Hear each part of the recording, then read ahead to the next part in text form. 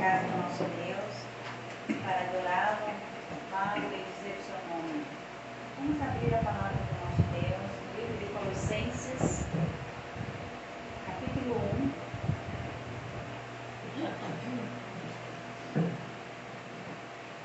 Livro de Colossenses, capítulo 1, versículo 13 ao 23.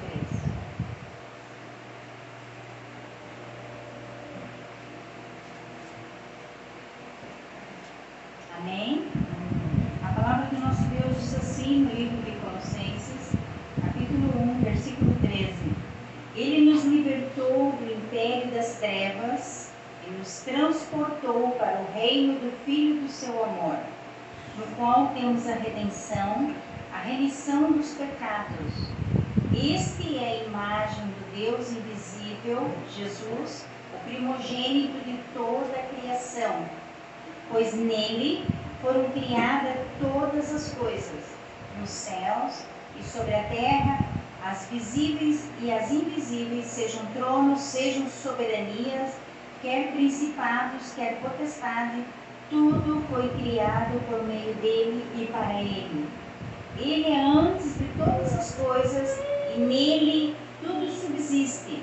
Ele é o cabeça do corpo da igreja, ele é o primogênito dentre os mortos, para que em todas as coisas ter a primácia, porque aprouve a Deus que nele residisse toda a plenitude, e que, havendo feito a paz pelo sangue da sua cruz, por meio dele reconciliasse consigo mesmo todas as coisas, quer sobre a terra, quer nos céus.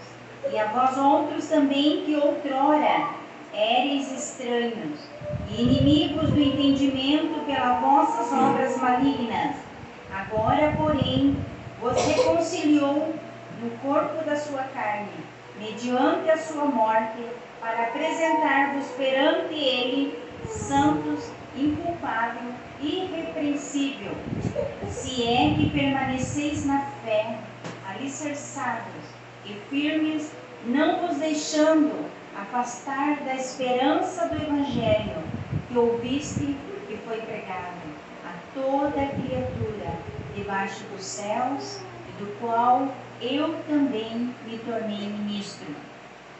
As palavras do apóstolo Paulo falam sobre a excelência da pessoa e da obra de Cristo. E nós temos esse privilégio maravilhoso de nós também poder falar da excelência da pessoa e da obra de Cristo. Amém? Assim como o apóstolo Paulo falava, nós podemos continuar falando da excelência, porque o Senhor é soberano sobre todas as coisas, né? Ele é dono de todas as coisas, dono da nossa vida. Vamos fechar os nossos olhos neste momento, vamos orar ao Senhor, agradecendo ao Senhor, porque Ele é digno de toda honra e toda glória. E Ele se faz presente neste lugar. E nós viemos aqui com o nosso coração aberto para adorá-lo, louvá-lo e bendizer o Senhor.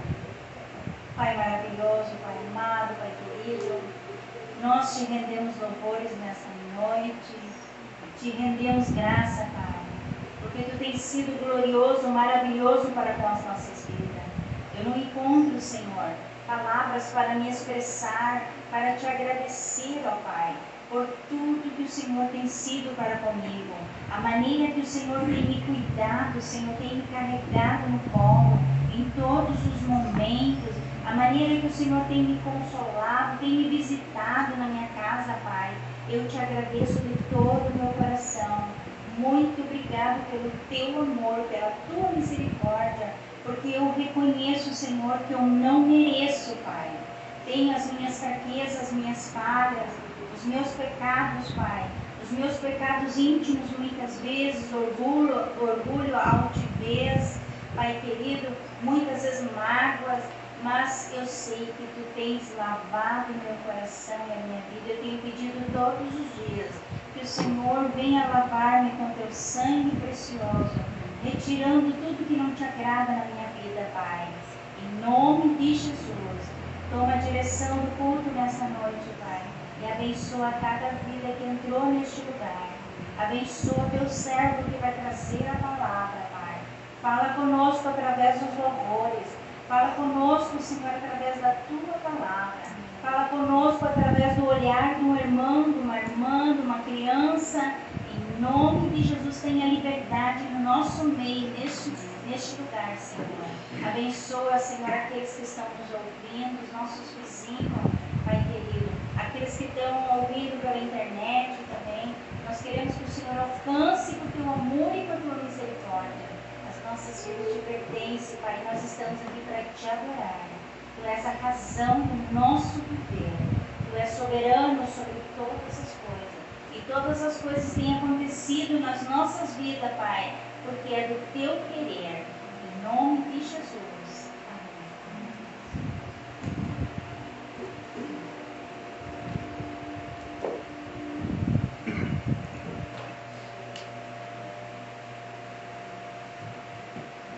Meus irmãos, boa noite.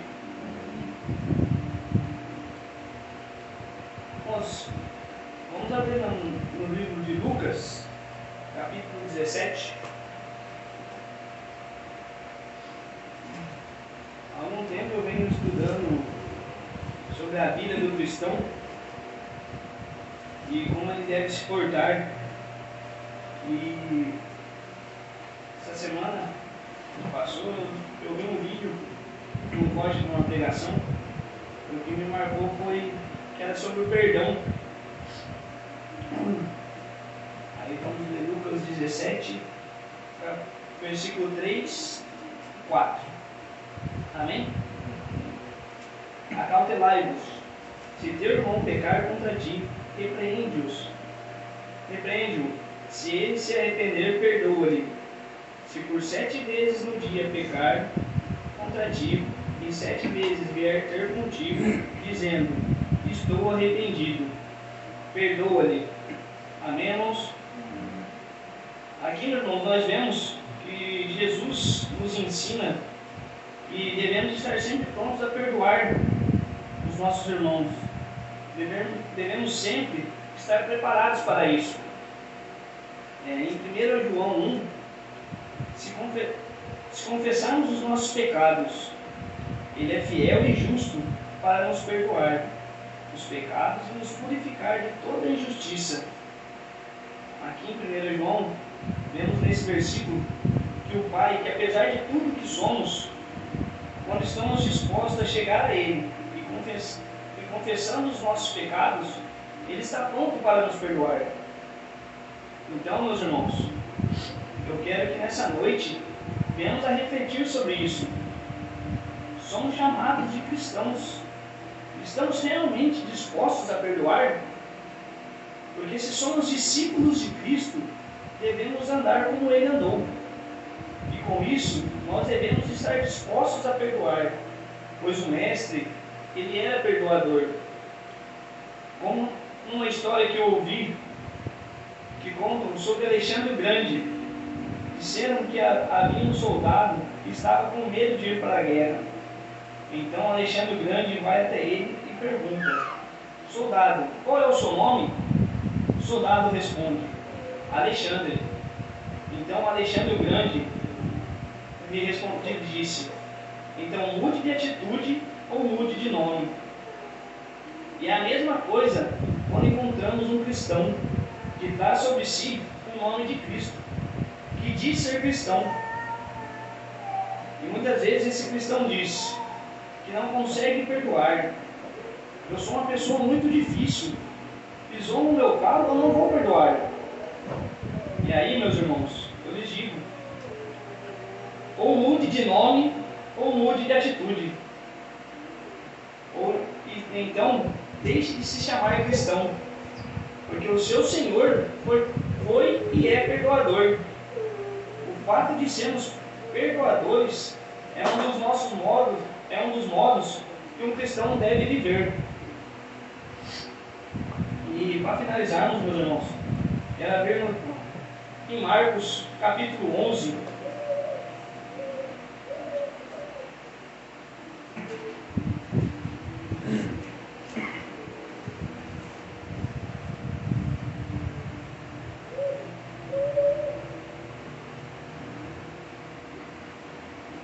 versículo 25 e 26. Amém?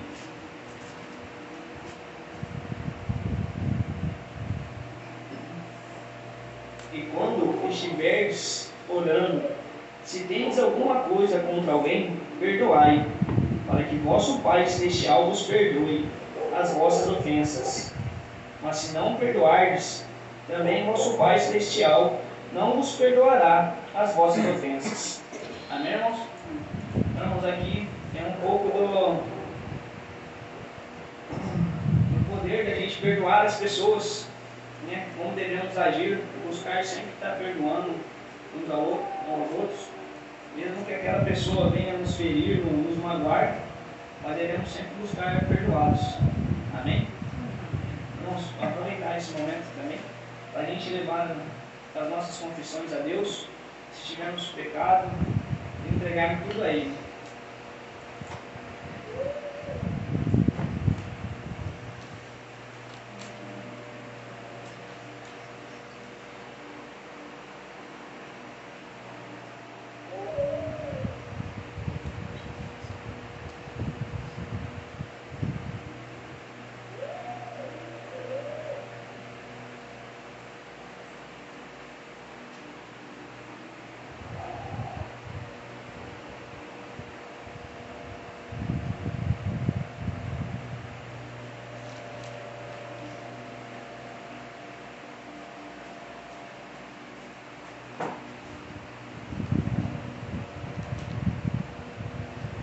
Senhor, Deus, meu Pai, nós já chegamos a Ti nesse momento, ó Deus, para entregar as nossas confissões, ó Pai, o nosso arrependimento, ó Deus. Ó Senhor, o Senhor sabe de cada pedido aqui, ó Pai, de cada confissão elevada a Ti, Senhor. Ó Senhor, o Senhor é o Deus Todo-Poderoso, o único que pode nos perdoar, ó Pai. Éramos miseráveis pecadores, ó Deus, merecedores da Sua justiça, ó Pai, da ira eterna, ó Pai, mas pela graça de morte de cruz e ressurreição do Seu Filho Jesus, temos a esperança de sermos salvos, ó Deus. Ó Senhor, nos alegramos, ó Pai, de podermos estar aqui reunidos para cultuar o Teu santo nome, ó Pai.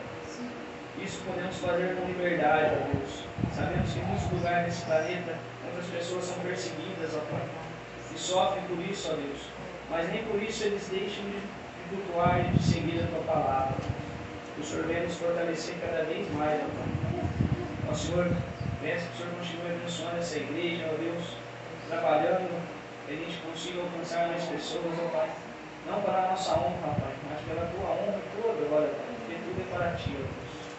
Ó Senhor, o Senhor continue abençoando o pastor Estevão, ó Pai, que está à frente desse ministério. O Senhor venha continuar fortalecendo ele, ó Deus, e dando sustento a ele, ó Pai. E também a sua família que está ao seu lado, ó Deus, que está caminhando junto dele nessa caminhada. Ó Senhor, peço que o Senhor toque no coração daqueles que não nos ouviram, ó Pai, porque através de ouvir a Tua palavra, ó Deus, que o Espírito Santo irá agir, ó Pai, em abrir o coração das pessoas, ó Deus. Ó Senhor, o Senhor é todo soberano em nossa vida, ó Deus. Que tudo seja feito conforme a Tua vontade e o Teu querer, ó Pai. Que essa igreja continue sendo uma igreja firmada na Sua palavra, ó Pai, e nela somente, e não venhamos a desviar, ó Deus. Que seja feito tudo conforme a Tua vontade, ó Pai. O Senhor é soberano sobre todas as coisas. Em nome de Jesus. Amém.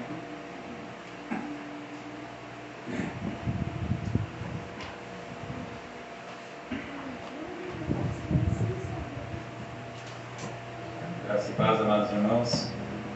Mais uma vez, crentes, nos regozijando na presença do nosso Deus. Peço para os irmãos que continuemos orando pela Igreja do Senhor aqui na nossa cidade, que Deus continue fazendo a obra dele em nossas vidas, que agora mais um ano que se finaliza, que o Senhor venha renovar o amor no nosso coração pela sua Igreja. Interessante porque as palavras foram unidas aqui, elas são uma preparatória para aquilo que vai ser falado hoje, que não foi combinado mais uma vez. Então eu me alegro muito de nós estarmos mais uma vez aqui reunidos e vamos entoar cânticos ao nome do Senhor.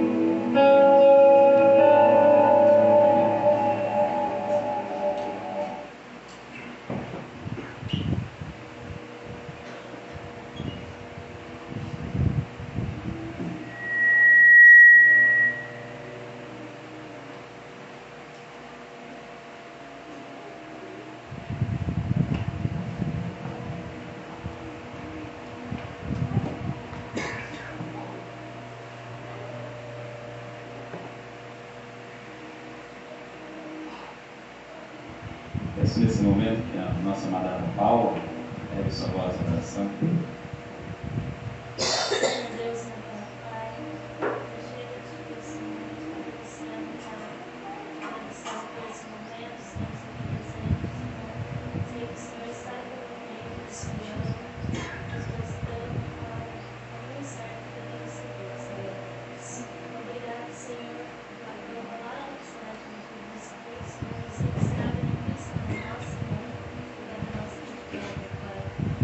Obrigado, Senhor, por cada médico presente, Pai, perdão, Senhor, fala com o coração deles, sim, expressão, se passa por cada um, abençoe cada um, Senhor, na espiritualidade, Senhor, Jesus.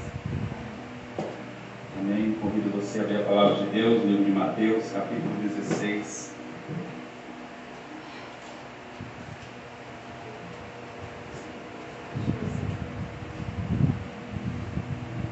Mateus 16, versículo 18 até o versículo 20. O Rei e sua Igreja, a Confissão, parte 2. Primeira parte nós falamos domingo. Nós daremos continuidade hoje. Mateus capítulo 16, versículo 18 até o versículo 20. A palavra de Deus diz assim: também eu te digo que tu és Pedro, e sobre essa pedra edificarei a minha igreja, e as portas do inferno não prevalecerão contra ela.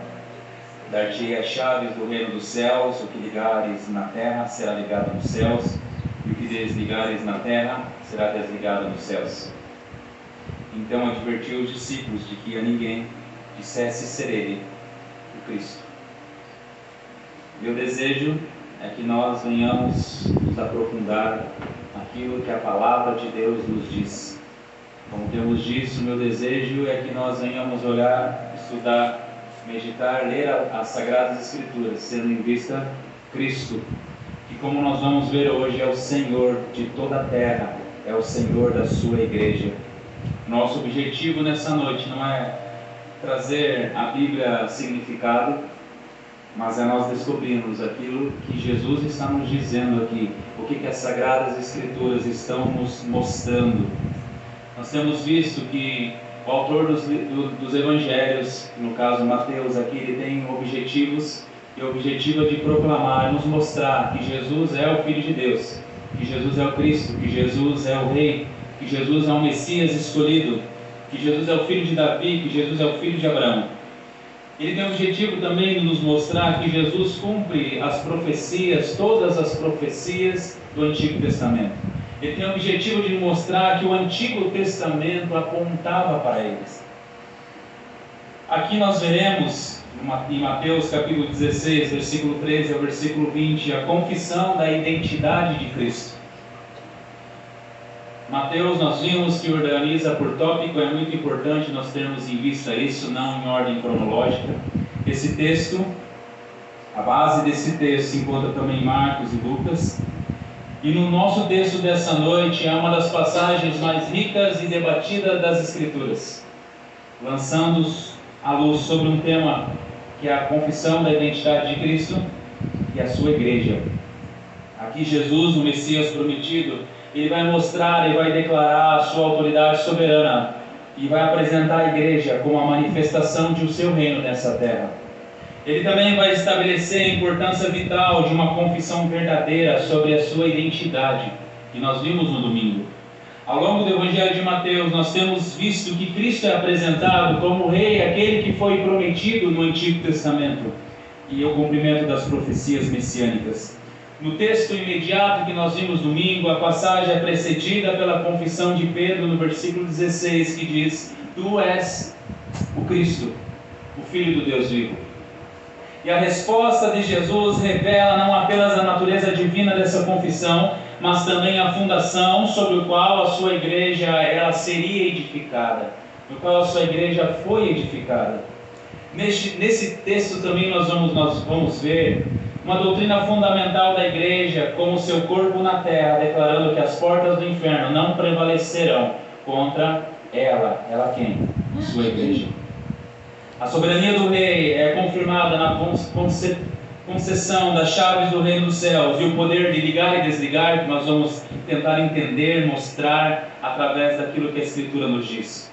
O que torna essa passagem especialmente relevante, a ênfase na centralidade de Cristo como fundamental na igreja e a supremacia da sua palavra e da sua obra. Cristo é a única base sobre o qual nós podemos edificar, pois apenas Ele é o Filho de Deus, o nosso Salvador. Esse fundamento é essencial para compreendermos como a igreja permanece invencível em meio às investidas do mundo, do pecado e mesmo de Satanás. Ao explorarmos nosso texto, que nós venhamos manter os nossos olhos no Rei, que governa a sua igreja, na igreja de Cristo, edificada por Ele e para Ele, e na confissão de Pedro, como modelo de fé que glorifica Cristo e sustenta a missão da igreja. Esses temas nos convidam a reconhecer a glória de Cristo como Rei eterno e a importância da verdadeira confissão de fé e a segurança que temos como membros da sua igreja. Eu convido você a olhar versículos anteriores que nós falamos domingo, que é uma base para o texto que nós vamos falar nessa noite.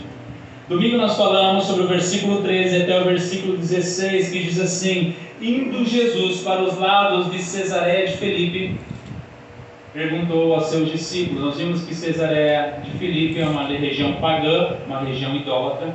E Jesus pergunta aos seus discípulos: quem diz o povo ser o Filho do Homem? E os discípulos prontamente respondem. Uns dizem João Batista, outros Elias, outros Jeremias ou algum dos profetas.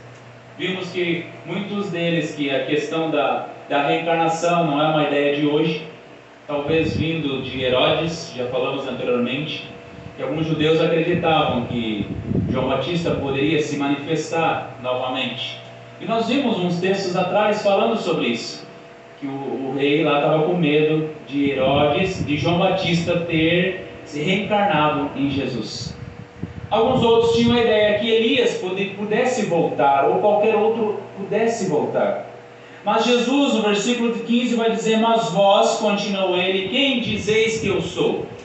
É interessante, nós vimos no domingo que Jesus não pergunta quem Jesus é para você, o que eu sou para vocês, mas ele pergunta: quem dizeis que eu sou?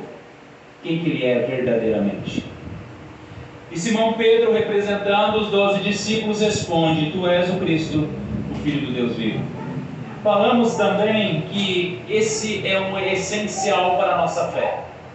Não há como nós ficarmos neutros em relação a quem é Cristo. Vimos essa resposta, até eu falei mais ou menos no domingo, que é uma resposta. C.S. Lewis, ele escreve em seu livro Cristianismo Puro e Simples, ele oferece um trilema. Basicamente, nós falamos no domingo que nós temos 3 opções: ou Jesus é mentiroso, ou Jesus é lunático, ou Jesus é o Filho de Deus. Ele é mentiroso porque ele mente dizendo quem ele é. Ele é lunático porque não faz sentido. Imagina só, você está passando na rua, alguém olha para você e diz: eu sou o caminho, a verdade e a vida. Eu sou o escolhido de Deus. Eu sou o Filho de Deus. Eu sou o Filho de Davi. Eu sou o próprio Cristo. Ou essa pessoa é realmente o Filho de Deus, ou ele é um louco, ou ele é lunático. O texto de C.S. Lewis diz assim: estou tentando aqui impedir que alguém diga a asneira que as pessoas costumam dizer sobre ele. Estou pronto para aceitar Jesus como um grande professor moral, mas não aceito a sua afirmação de ser Deus. Isso é algo que não devemos dizer. Um homem que era apenas um homem disse o tipo de coisa que Jesus disse, não seria um grande professor moral. Ele seria um lunático, no mesmo nível do homem que diz ser um ovo pochê, ou então seria o diabo do inferno. Você deve fazer uma escolha: ou este homem era e é o Filho de Deus, ou então ele é um louco, ou algo pior. Você pode silenciá-lo por ser um tolo, pode cuspir nele e matá-lo como um demônio, ou pode se ajoelhar aos seus pés e chamá-lo de Senhor e Deus. Mas não vamos inventar qualquer bobagem que ele era um grande professor humano. Ele não deixou essa opção para nós.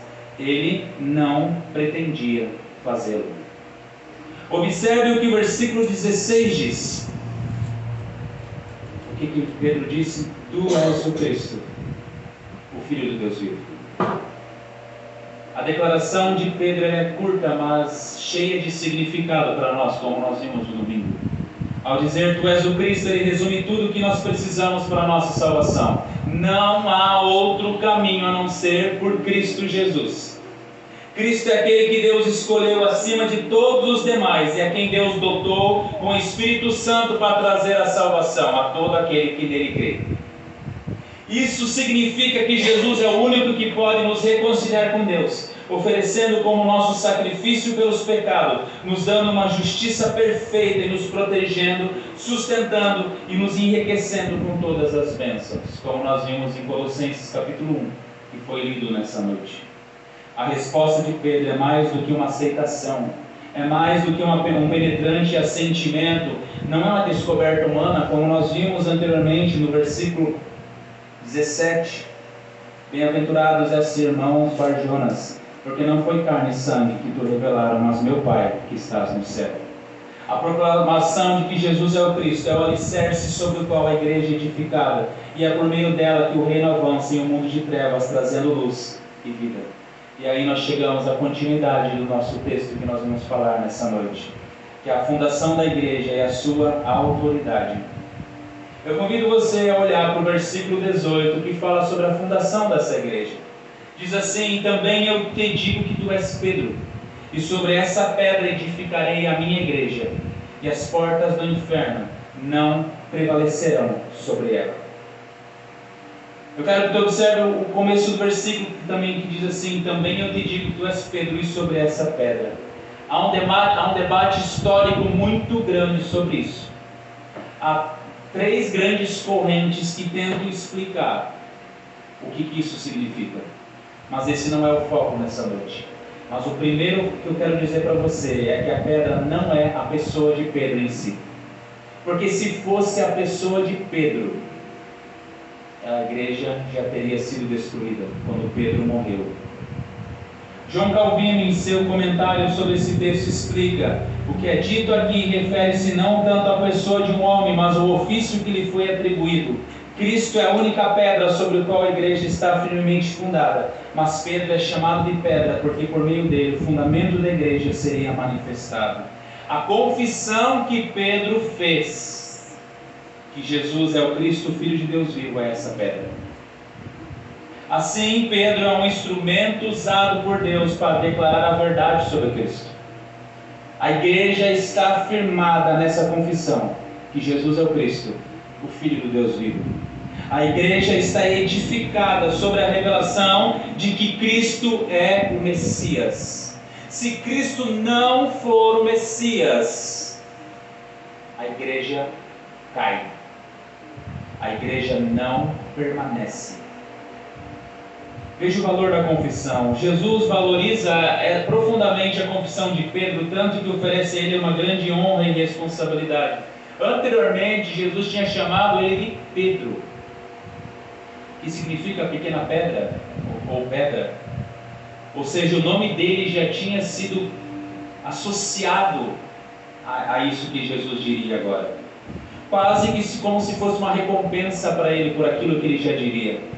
Isso mostra que uma confissão de fé é preciosa para Deus. Em 1 João 4,15 diz: aquele que confessar que Jesus é o Filho de Deus, Deus permanece nele e ele em Deus. Aquele que disser: Senhor, tu és o Cristo, o Filho do Deus vivo, e crer de todo o coração, permanece nele e ele em Deus. E o versículo continua dizendo: e sobre esta rocha. Nós vimos que a rocha mencionada por Jesus é a fé, é a declaração de Pedro. E esta fé reflete a fé de todos os cristãos. A confissão de Pedro que Jesus é o Cristo é o fundamento sobre o qual toda a igreja foi edificada, ou o fundamento sobre o qual toda a igreja foi construída. Imagina só se a igreja tivesse sido construída na pessoa de Pedro. No versículo 21 até o versículo 23, a igreja já teria terminado. Jesus prediz a morte e a ressurreição E Pedro chama a parte e diz para Jesus não fazer aquilo que ele tinha sido chamado para fazer. No versículo 23 diz, Jesus olha para Pedro e diz: arreda-te, Satanás, tu é para mim pedra de tropeço, porque não cogita das coisas de Deus e sim dos homens. Perceba, a igreja já tinha acabado. Se fosse Pedro essa pedra. Jesus também encoraja os discípulos ao dizer que, embora naquele momento fossem poucos e poucos conhecidos, a fé deles seria a base para a expansão da igreja, que venceria todas as forças do mal. Agora veja a edificação da igreja. Observe novamente o versículo. Eu também te digo que tu és Pedro, e sobre essa pedra edificarei a minha igreja. E sobre essa pedra edificarei a minha igreja. Jesus afirma que ele mesmo edificaria a igreja. Não é um homem. Isso reflete a soberania de Cristo como construtor e o mantenedor do seu povo. É Ele que sustenta, é Ele que protege, é Ele que defende o seu povo. Não há o que nós temer. A igreja não é obra humana, mas divina. A igreja não foi instituída por homens, mas pelo próprio Cristo. A igreja não é um punhado de pedras, um templo feito por mãos humanas, mas é uma junção de pessoas que afirmam e olham para Jesus e dizem: tu és o Cristo, o Filho do Deus vivo. É uma junção de pessoas que afirmam, olham e creem de todo o coração que Jesus é o Cristo, o Filho do Deus vivo. Como Paulo afirma em Efésios 2:20, que a igreja é edificada sobre o fundamento dos apóstolos e dos profetas, sendo Ele mesmo, Cristo Jesus, a pedra angular. E o versículo continua dizendo que as portas do inferno não prevalecerão contra ela. A expressão portas do inferno indica os poderes da morte e o reino das trevas. A promessa é clara: nada, nem mesmo a morte ou Satanás pode destruir a igreja de Cristo. Como Charles Spurgeon afirmou, a igreja é imortal. Se ela fosse de homens, já teria sido destruída há muito tempo, mas é de Deus e por isso ela permanece. Observe comigo, qual é a interpretação popular? Muitas pessoas acham que é somente o inferno vai atacar a igreja, mas não prevalecerá contra ela. De certa forma, também, mas não é só isso. Eu quero que você observe o contexto que estava na época. Antigamente, as cidades fortificadas, as portas eram um importante item de defesa. Prevalecer contra uma porta era uma expressão usada para dizer que as portas foram derrubadas e a cidade foi invadida. Logo, essa declaração, Jesus não estava dizendo que a igreja seria somente atacada pelo inferno, mas ele estava afirmando que a igreja atacaria o inferno e derrubaria as suas portas. Um grande exemplo está em Josué 6. O Samuel estava assistindo um desenho domingo, bem na hora que eu estava estudando esse texto aqui, e aparece o povo andando em volta de Jericó, e de repente eles começam a gritar e cantar, e as portas não resistem àquilo que está acontecendo. As portas, os portões, os muros, as muralhas não prevalecerão contra o povo de Deus.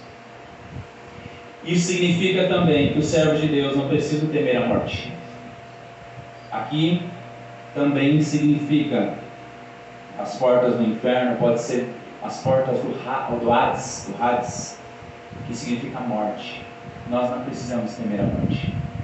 Mesmo que todos nós morramos amanhã, a igreja de Jesus permanecerá. Ela nunca acabará. Porque a morte não tem mais poder sobre nós que estamos em Cristo. Deus é soberano e nós estamos seguros eternamente nele, porque nós somos o seu povo. Quando nós morremos, nós vamos estar com Cristo. Nós vamos passar dessa e estaremos com Cristo. Então nós estamos edificados sobre o Cristo, o Filho do Deus vivo. Lembre-se que a igreja pertence a Cristo. Ele é o cabeça da igreja, que foi lido hoje também em Colossenses. E Ele é o cabeça da igreja. Ela é invencível porque Ele é o Rei soberano que governa sobre ela. A igreja é construída sobre Cristo e a confissão de sua identidade como Salvador. Cristo deve ser o fundamento de toda pregação, de toda adoração, de toda música, de toda missão, de tudo que a igreja fazer. Cristo deve ser o fundamento. Nenhuma instituição humana, tradição ou autoridade deve tomar esse lugar. Mas, irmãos, eu quero que vocês entendam que a instituição humana, tradição e autoridades muitas vezes são muito importantes, mas não mais importante do que Cristo e a sua igreja. Aí chegamos no versículo 19, a autoridade. Dar-te-ei as chaves do reino dos céus, o que ligares na terra será ligado nos céus, e o que desligares na terra será desligado nos céus. O versículo começa dizendo assim: dar-te-ei as chaves do reino dos céus. O que seriam as chaves? As chaves do reino dos céus representam a autoridade de proclamar o Evangelho, administrar as ordenanças, que é a ceia e batismo, e exercer a disciplina eclesiástica.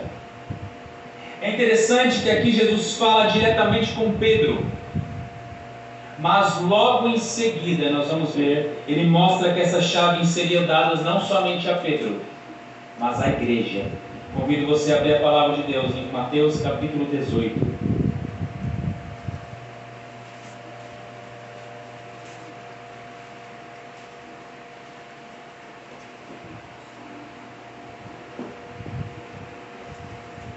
Versículo 15.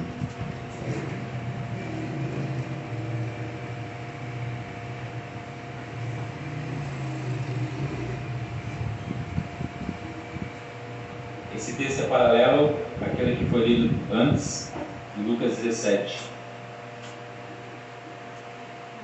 Mateus capítulo 18, versículo 15, a palavra de Deus diz assim: se o teu irmão pecar contra ti, vai arguí-lo entre ti e ele só. Se ele te ouvir, ganhasse o teu irmão. Se porém não te ouvir, toma ainda consigo uma ou duas pessoas, para que pelo depoimento de 2 ou 3 testemunhas toda palavra se estabeleça. Se ele não os atender, diz-o à igreja, e se recusar a ouvir também a igreja, considera-o como gentil e publicano. Isso nós conhecemos como disciplina eclesiástica. Em verdade vos digo que tudo que ligardes na terra será ligado nos céus, e tudo que desligardes na terra será desligado nos céus. O nosso versículo está aqui, em Mateus 16, 19. Versículo 19 agora. Em verdade também vos digo, se 2 dentre vós sobre a terra concordarem a respeito de qualquer coisa que porventura pedirem, ser-lhe-ás concedida por meu Pai que está no céu. Porque onde estiverem 2 ou 3 reunidos em meu nome, ali eu estou no meio deles. Perceba, a igreja de Jesus Cristo reunida. Veja, essa autoridade ela não foi dada exclusivamente para Pedro, nem de quem supostamente veio no seu lugar, como afirma a igreja romana. A igreja de Jesus ela não tem dono, ela é de Cristo. Essa autoridade foi estendida a todos os apóstolos e consequentemente à igreja, como vimos em Mateus 18, 18. Em verdade vos digo que tudo que ligardes na terra será sido ligado nos céus, e tudo que desligardes na terra será desligado nos céus. Jesus fala sobre disciplina eclesiástica. A igreja tem o poder de ligar e desligar na terra. Nós vamos falar sobre isso também. E essa disciplina é para o impenitente. Eu quero te dar um exemplo. Se eu cometo um pecado, algum dos irmãos chega e fala para mim, ó, cometeu um pecado, irmão, tu cometeu tal pecado. Eu digo não cometi. Eu não me arrependi. A igreja deve chamar 2 pessoas junto, o irmão deve chamar 2 pessoas junto. Irmão, está errado. Não vou, não, está tudo certo, eu fiz o porque eu devia fazer daquele jeito. Então, o que acontece? Traz para a igreja se reúne e diz, irmão, tu cometeu tal pecado, é necessário que você se arrependa. Não, está tudo certo, eu continuo nesse meu pensamento. O que a igreja faz? Disciplina eclesiástica. Nós vamos falar já sobre o que acontece. O Evangelho liberta os cristãos da condenação eterna e desfaz os laços da maldição. Quando os ministros da palavra anunciam essa libertação, ela é confirmada no céu. Por outro lado, os que rejeitam o Evangelho atraem sobre si um julgamento mais severo, e os ministros também têm autoridade para declarar esse vínculo. As chaves são dadas ao ensino do Evangelho, pois é pelo Evangelho que o reino dos céus é aberto para nós. É pelo Evangelho que somos desatados do pecado e da morte. Portanto, as chaves não pertencem a um homem, mas à pregação da palavra ao próprio Cristo. Lembra que Jesus falou que deu as chaves para Pedro? Convido você a abrir a palavra de Deus em Atos capítulo 2. Versículo 37 até o versículo 41.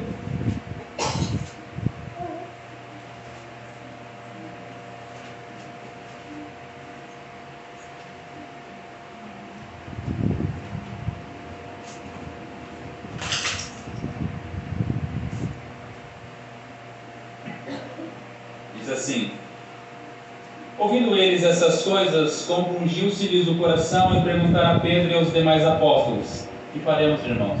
Pedro estava pregando, no versículo 14 até o versículo 33, nos mostra o discurso dele, onde ele estava pregando o Evangelho. Aí as pessoas se chegam a Pedro e perguntam: o que nós faremos? Versículo 38, respondeu-lhe Pedro: arrependei-vos e cada um de vós seja batizado em nome de Jesus Cristo para a remissão dos vossos pecados, e recebereis o dom do Espírito Santo. Veja, a pregação do Evangelho resulta em arrependimento e fé.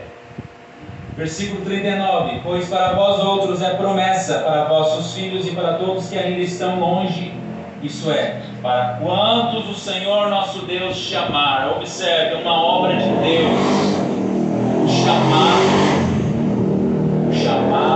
de Deus para as pessoas. Versículo 40, com muitas outras palavras Deus testemunha-os e os exortava-os, dizendo: salvai-vos dessa geração perversa. Então eles aceitaram a palavra, foram batizados, havendo um acréscimo naquele dia de quase 3.000 pessoas. 3.000 pessoas salvas pela pregação do Evangelho. As chaves do reino dos céus representam a autoridade de proclamar, de pregar o Evangelho. Perceba, as portas foram abertas para 3.000 pessoas. Agora o versículo continua dizendo assim: o que ligares na terra será ligado nos céus, e o que desligares na terra será ligado nos céus. O ligar e desligar aqui não é um poder arbitrário. Agora eu decido que a partir desse momento o Mateus torce para o Palmeiras, ele não pode fazer parte da igreja de Jesus. Então a gente tira o Mateus da igreja. Quantas seitas, por exemplo, que dizem assim: se você sair daqui da igreja, você vai ser amaldiçoado e não vai mais ser salvo pelo Senhor. Não é assim. O ligar e desligar aqui refere-se à aplicação das Escrituras no contexto da pregação e da disciplina. Isso inclui, por exemplo, ligar, declarar que alguém está sob os laços do pecado e fora da comunhão com Deus, caso rejeite o arrependimento. Lembra que eu citei um exemplo que, como se fosse eu sou impenitente. O que acontece, o que nós devemos fazer? Convido você a abrir a palavra de Deus em 1 Coríntios capítulo 5. 1 Coríntios capítulo 5, versículo 1 até o 5. Observe o que diz a palavra de Deus.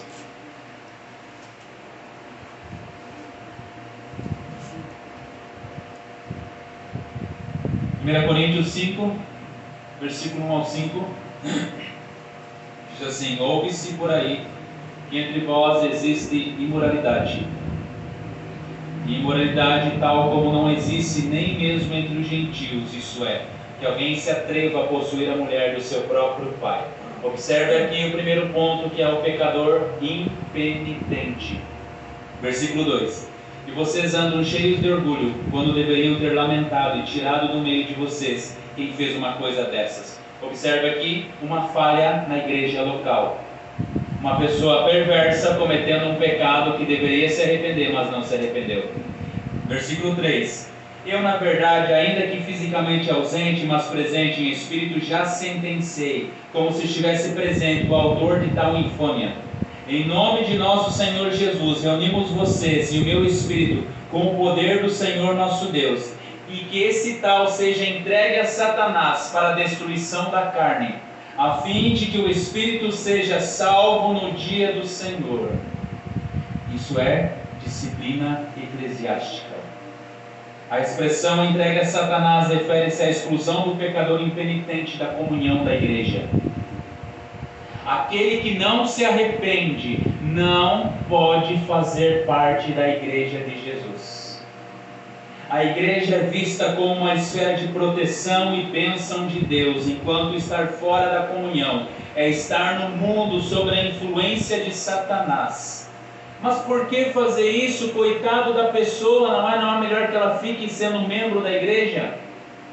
Nós vemos no ensino de Jesus que a disciplina é um ato de amor, que tem o objetivo de restaurar o pecador, preservar a pureza da igreja e advertir outros crentes contra o pecado. Imagina só na igreja de Coríntios o que estava acontecendo. E todo mundo olhava e dizia: está acontecendo aquilo lá e ninguém faz nada, eu vou fazer também. Então o objetivo é de confrontar o pecado, mortificar a natureza pecaminosa e restaurar o pecador, para que essa pessoa aprenda, entenda que a igreja é pura. Nós temos que ser santificados, porque sem santidade ninguém verá o Senhor. Isso é um lembrete de que a santidade da igreja deve ser preservada, mas também de que Deus é misericordioso e usa até mesmo as medidas duras para salvar o seu povo. Aí, o que é desligar? É declarar que os pecados são perdoados por meio da fé em Cristo, restaurando a comunhão do indivíduo com Deus e com a igreja. Então, assim como a igreja tem autoridade para excluir, ou seja, entregar a Satanás membros indignos, ela tem o poder de restaurar os arrependidos.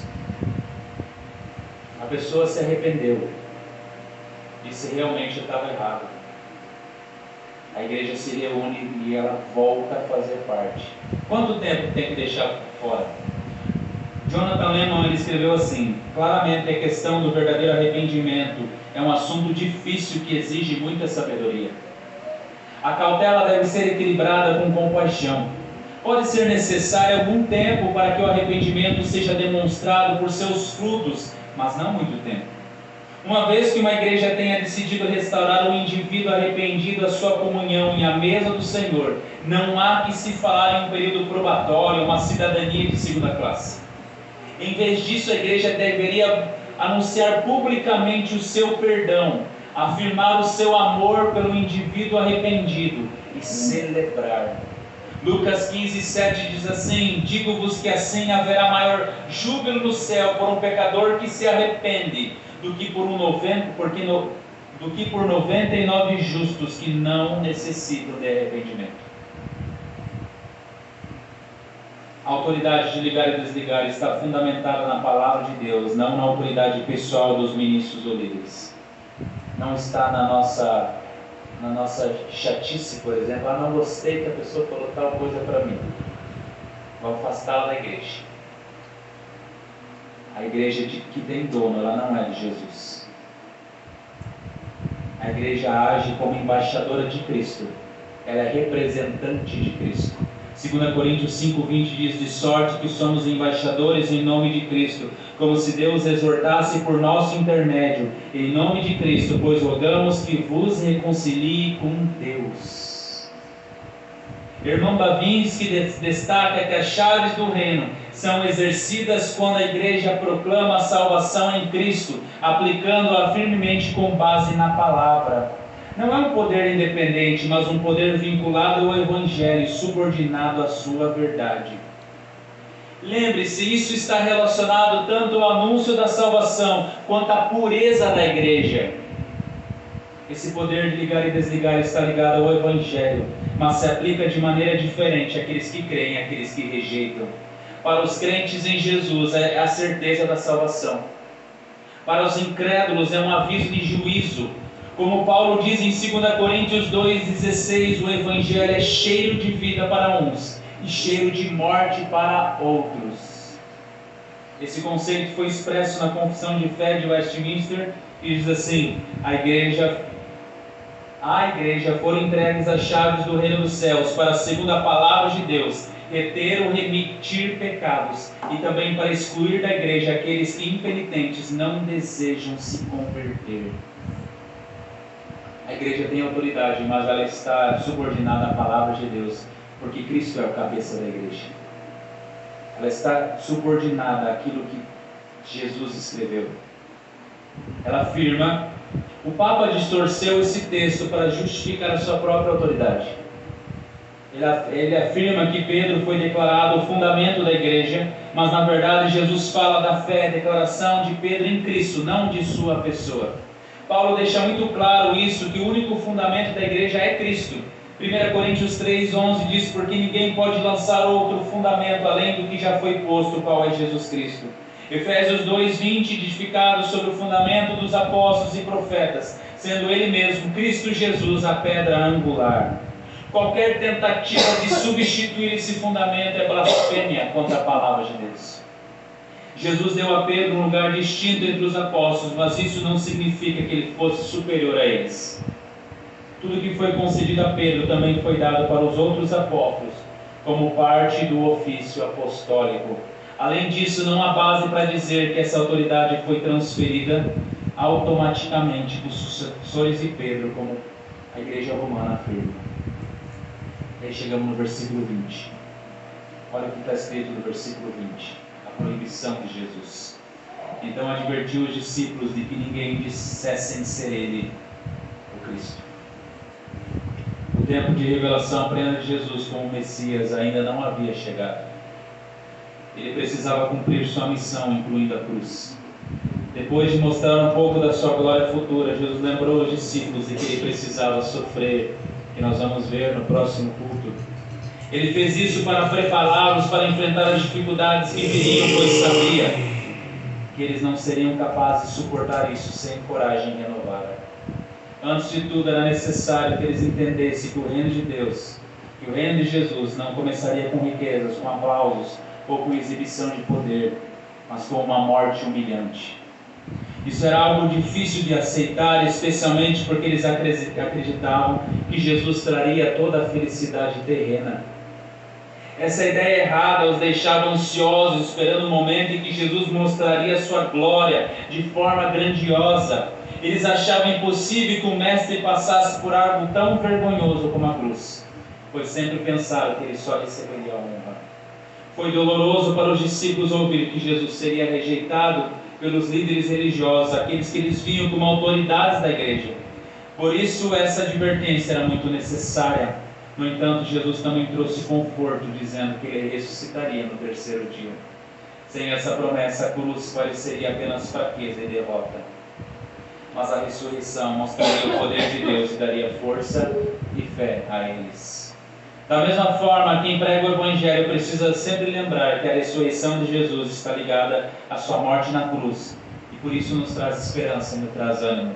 Então surge a pergunta, por que Jesus disse aos apóstolos que não deveria falar sobre ele como testemunha, já que ele mesmo escolheu para isso? Jesus leva eles para um lugar sossegado, como nós vemos. Pergunta para eles quem que ele é, eles falam que ele era o Cristo, o Filho de Deus. Jesus confirma isso, Jesus depois diz para eles que eles não deveriam falar isso. Ainda não era o tempo.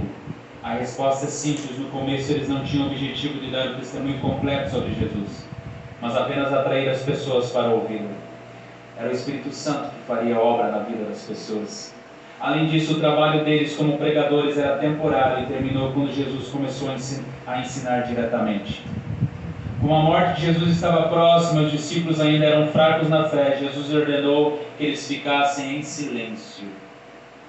Ele sabia que no momento certo, depois da sua ressurreição e de fortalecê-los, eles estariam prontos para serem testemunhas corajosas, porque eles entenderiam sobre o reino de Deus e a sua justiça. Trouxe algumas aplicações para a igreja de Jesus. A primeira é reconhecer Jesus como rei e fundador da igreja. Jesus é o único fundamento sobre o qual a igreja foi edificada, sobre o qual a igreja é edificada. A confissão de Pedro, tu és o Cristo, o Filho de Deus vivo, deve ser a base da nossa fé e prática como igreja. Nenhuma filosofia humana ou tradição pode substituir a centralidade de Cristo em nossa vida e ministério. Como membros da Igreja de Cristo, que venhamos nos certificar de que Cristo está no centro de todas as decisões e atividades da Igreja.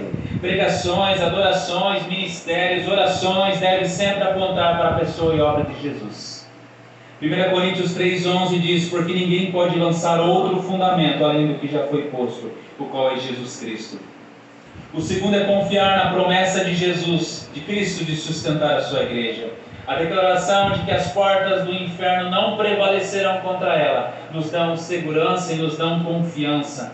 A igreja de Cristo, mesmo em meio a perseguições, dificuldades, aflições, desafios e lutas, nunca será destruída. Nem a morte pode nos separar do amor de Cristo. Essa promessa nos encoraja a permanecer firmes diante das adversidades. Como igreja de Jesus, nós não podemos ficar desanimados diante das oposições ou das dificuldades. Que venhamos confiar que Cristo está edificando sua igreja e que nada pode frustrar o seu plano. Salmos 46, versículo 7 diz: o Senhor dos exércitos está conosco. O Deus de Jacó é o nosso refúgio. Terceiro é exercer a autoridade delegada com fidelidade à palavra. Jesus entregou à igreja as chaves do reino dos céus, simbolizando a autoridade de proclamar o Evangelho e de exercer disciplina eclesiástica. A função da igreja é abrir as portas do reino por meio da pregação fiel e advertir contra o pecado. Que venhamos pregar o Evangelho de forma clara, ensinar com base nas Escrituras. Que venhamos também praticar a disciplina eclesiástica com amor, visando a restauração e a santidade. Mateus 18:18. Tudo quanto ligardes na terra será ligado no céu, e tudo quanto desligardes na terra será desligado no céu. Quarto lugar, unir-se como corpo de Cristo em missão e adoração. A igreja não é uma construção, ela não é uma instituição, mas o povo de Deus unido em Cristo. Como membros de Cristo, nós somos chamados a cooperar na missão de proclamar o Evangelho e glorificar a Deus em nossa unidade. Que venhamos buscar fortalecer os laços da comunhão na igreja local e venhamos trabalhar a unidade para cumprir a missão de Deus. Que venhamos participar ativamente da igreja de Cristo. João 17:21 diz: para que todos sejam um, como és tu, ó Pai, em mim e eu em ti, que também eles estejam em nós, para que o mundo creia que tu me enviaste. Quinto lugar, manter a confissão de fé pura e verdadeira. A confissão de Pedro nos lembra que a verdadeira igreja é edificada sobre uma fé correta em Cristo. Por isso é essencial preservar a sã doutrina, a doutrina saudável e resistir às falsas doutrinas. Não podemos parar de ensinar e defender as doutrinas bíblicas. Devemos nos dedicar à pregação, ao ensino correto, enquanto membros do corpo de Cristo. 2 Timóteo 1,13 diz: retenha o padrão das sãs palavras que de mim ouvistes com fé e com o amor que está em Cristo Jesus. Para concluir, eu gostaria de contar uma história para você. Paul Washer, num dos seus sermões, deu um exemplo sobre a igreja de Jesus. Ele falou assim: eu quero que você nesse momento imagine um rei.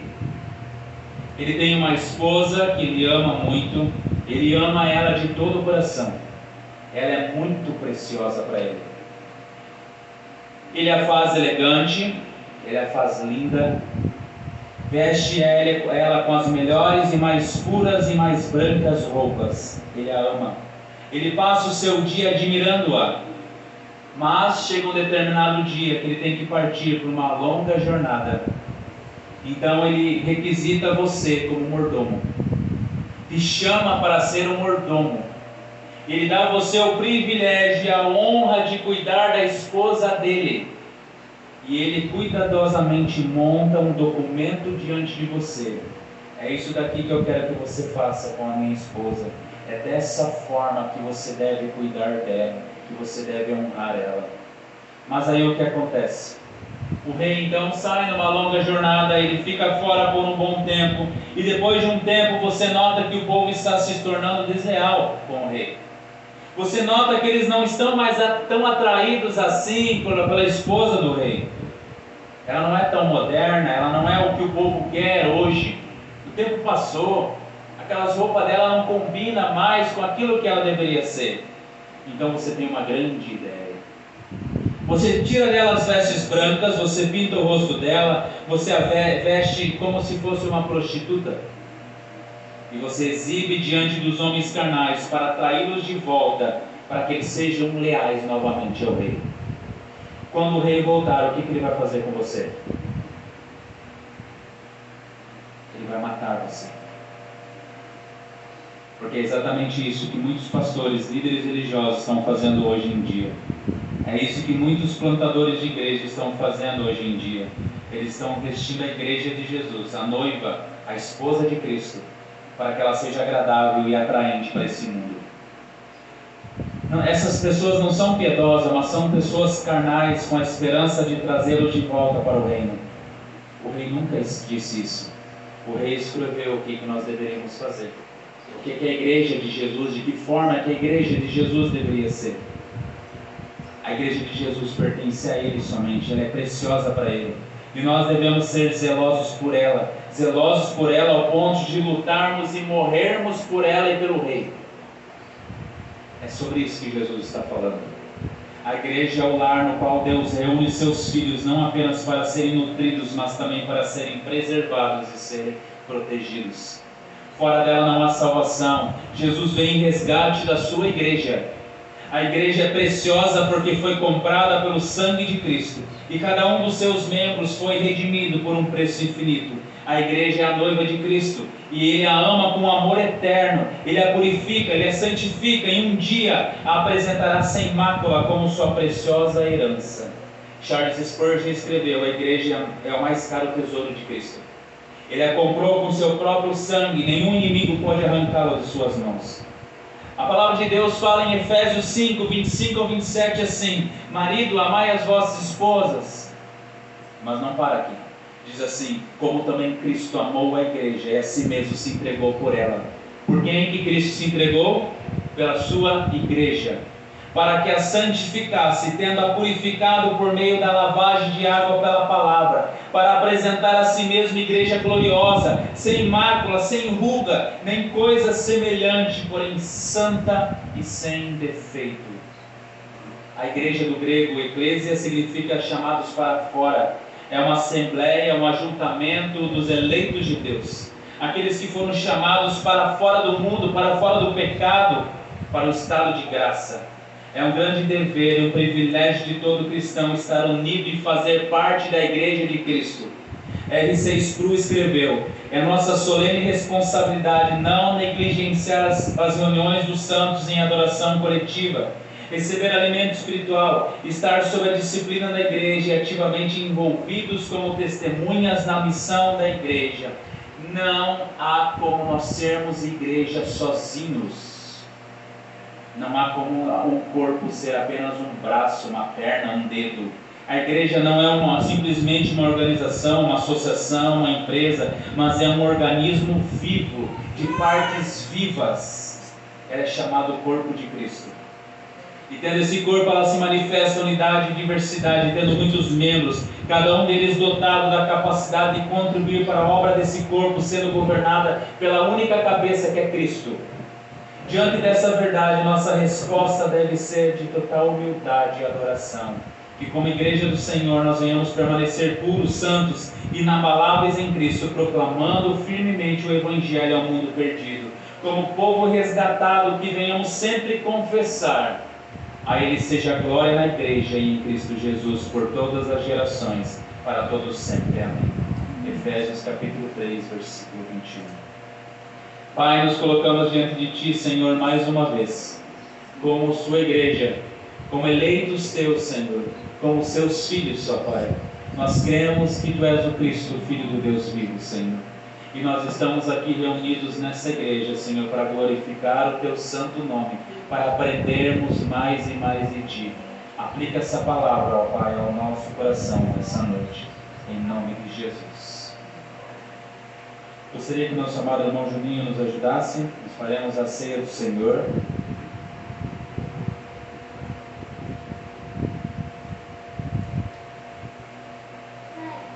Primeira Coríntios, capítulo 11, versículo 23. Mas eu quero que vocês entendam que a ceia do Senhor é uma coisa muito séria. Muitas pessoas levam as coisas de Deus na brincadeira. Nós temos visto e entendido que é essencial nós entendermos o que é a ceia do Senhor e para nós participarmos de forma digna. E é isso que o apóstolo Paulo escreve aqui aos Coríntios, sobre que é sério. É uma ordenança do Senhor, ela foi instituída pelo próprio Cristo. E ela é um memorial para a nutrição espiritual e um meio de graça. Veja no versículo 23 de 1 Coríntios 11.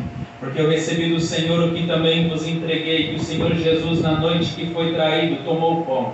E tendo dado graças, o partiu e disse: isso é o meu corpo, que é dado por vós. Fazei isso em memória de mim. Você consegue perceber nesses dois versículos o quanto que a ceia do Senhor é séria?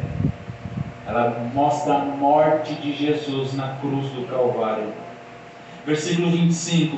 Por semelhante modo, depois de haver ceado, tomou também um cálice, dizendo: esse cálice é a nova aliança no meu sangue. Fazei isso todas as vezes que o beberdes em memória de mim. Porque todas as vezes que comerdes esse pão e beberdes o cálice, anunciais a morte do Senhor até que Ele venha. Por isso, aquele que comer o pão ou beber o cálice indignamente será réu do corpo e do sangue de Cristo. Aqueles que forem impenitentes, aqueles que não se arrependerem dos seus pecados, serão réus do corpo e do sangue de Cristo.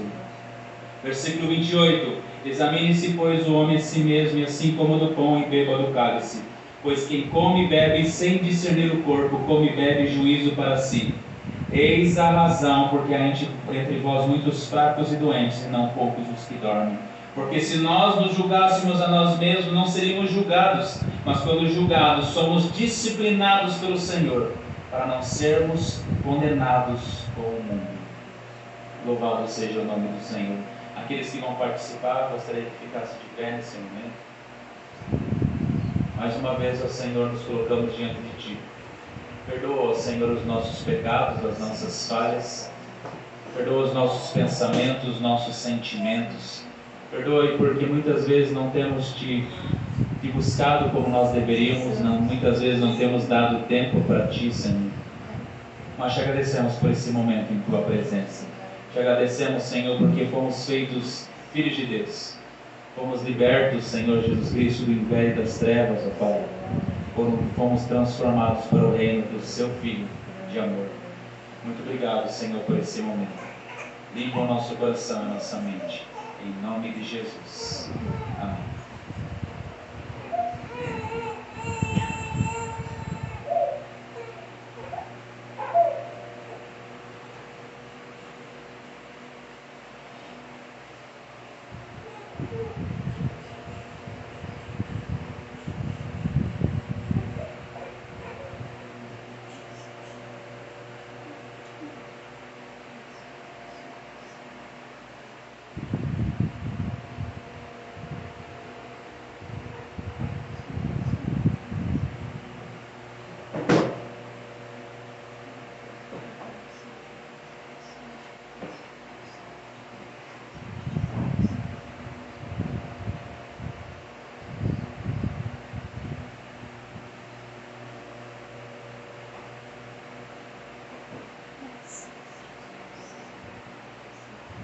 Podemos comer e beber.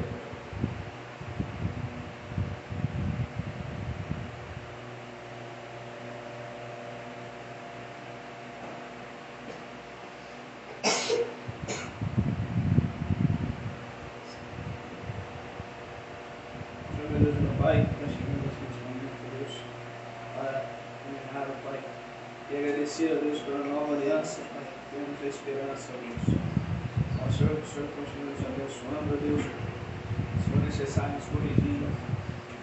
Ó Senhor, agradeço por essa noite, agradeço por cada um aqui presente, ó Deus. E nesse retorno da casa, ó Pai, essa noite seja uma noite de descanso. E que o dia de amanhã seja feito tudo conforme a Tua vontade, o Teu querer em nossas vidas, Deus. Em nome de Jesus. Amém. Amém. Deus abençoe. Abençoada semana. E até domingo, se Deus quiser.